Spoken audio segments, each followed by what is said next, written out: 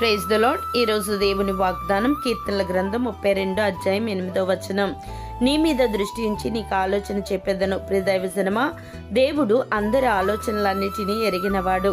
ఆలోచన చెప్పుటియు లెస్సైన జ్ఞానమునిచ్చుటి ఆయన వశము.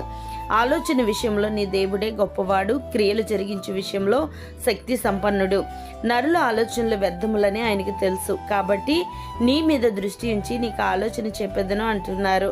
నీ జీవితంలో, నీ బిడ్డల జీవితాల్లో ఏదైనా కష్టం, సమస్య వచ్చినప్పుడు నీ ఆలోచనను అనుసరించి తొందరపాటుతో తప్పుడు నిర్ణయాలు తీసుకోకుండా నీ దేవుని వైపు చూచినట్లయితే నీ దేవుడు మంచి ఆలోచనకర్త గనుక నీ మీద దృష్టి ఉంచి నీకు ఆలోచన చెప్పి నడిపిస్తారు. కాబట్టి నీ సమస్యకు మంచి పరిష్కారం దొరుకుతుంది. దేవాది దేవుడు మనకు ఆలోచనకర్తగా ఉన్నప్పుడు మనం క్షేమముగా, సంతోషముగా ఉండగలము. దేవుడు మిమ్మను దీవించునుగాక. ఆమెన్.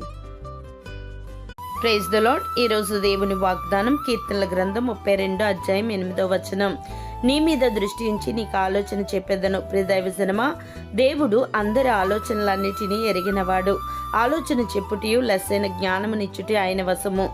ఆలోచన విషయంలో నీ దేవుడే గొప్పవాడు, క్రియలు జరిగించే విషయంలో శక్తి సంపన్నుడు.